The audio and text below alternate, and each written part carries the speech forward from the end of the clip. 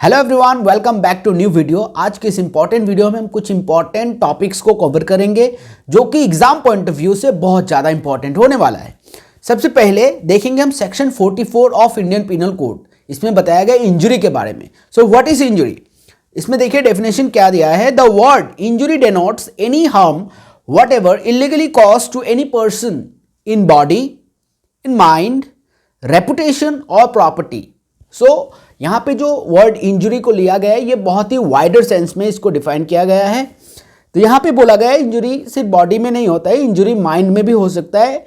Any harm, right, any harm जो कि illegally cause किया गया है किसी भी इंसान के बॉडी के ऊपर, माइंड के ऊपर, रेपुटेशन के ऊपर एज वेल एज प्रॉपर्टी के ऊपर, राइट। तो इसको इंजुरी माना जाएगा under section 44 of Indian penal code. दूसरा इंपॉर्टेंट चीज को देखते हैं हम, what is de novo trial, right. De novo trial का मतलब क्या होता है? देखो सबसे पहले जो डिनोवो वर्ड है इसका मतलब होता है ए फ्रेश या ए न्यू, यानी कि फिर से। In law the expression trial de novo means a new trial by different tribunal. जब एक न्यू ट्रायल इनिशिएट किया जाता है उसको डिनोवो ट्रायल बोला जाता है। तो generally the de novo trial is usually ordered bye A appellate court when the original trial failed to make a determination in a manner dictated by law। जब पहला ट्रायल फेल हो जाता है जिसमें कि जो रिजल्ट आना चाहिए, जिस मैनर से उस ट्रायल को कंडक्ट किया जाना चाहिए, अगर उसमें वो फेल हो जाता है तो जनरली अपीलेट कोर्ट क्या करता है, जो डिनोवो ट्रायल का प्रोविजन अप्लाई कर सकता है, राइट। तो ये डिनोवो ट्रायल हो गया। अब हम देखेंगे दो इंपॉर्टेंट केस लॉस। देखो ये एक में ट्राइब्यूनल एंड कोर्ट के बारे में डिफरेंशिएट किया गया है। ये जनरली बहुत ही एग्जाम में ये क्वेश्चंस आता है, what is the difference between tribunal and courts, right. तो अगर इसके साथ आप एक केस लॉ को भी साइटेशन कर सकते हैं तो आपका जो मार्क होगा बहुत ही अच्छा, good mark, you can fetch good marks, right. तो देखो यहाँ पे क्या है, tribunals are created to reduce the burden of courts. They perform quasi-judicial functions. So the tribunals performs quasi-judicial functions and exercise only certain powers under civil or criminal procedure code। और उन लोग tribunal के पास limited power होता है to exercise their functions. कहाँ से आते हैं? सिविल और क्रिमिनल जो प्रोसीड्योर कोड है उनसे उनको सर्टेन मतलब लिमिटेड पावर मिलता है ताकि वो अपना फंक्शंस कर सके। The fact a tribunal is headed by a judicial officer does not make it court।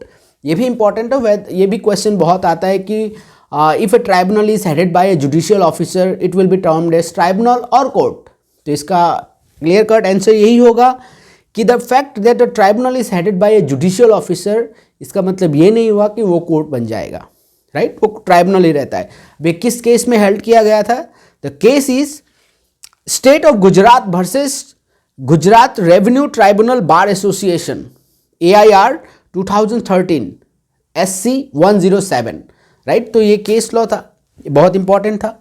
दूसरा देखते हैं हम लोग इंपॉर्टेंट केस लॉ, ये था Smita Singh versus Kumar Sanjay, AIR 2002 SC 396। अब इस केस में क्या हुआ था? देखो इस केस में था क्या, जो फैमिली कोर्ट का जो भी अगर फैमिली रिलेटेड कोई भी सूट जो केस जो चल रहा है, अगर उसको ट्रांसफ़र किया जाए, पिटिशन जो ट्रांसफ़र पिटिशन फाइल किया जाए, तो उस रिगार्ड में कुछ हेल्ड किया गया था। इन ट्रांसफ़र ऑफ मैट्रिमोनियल प्रोसीडिंग्स, कोई भी मैट्रिमोनियल प्रोसीडिंग्स अगर चल रहा है, अगर उसमें ट्रांसफ़र पिटिशन फाइल हुआ है by the husband against wife, तो in that case the convenience of wife must be looked eight.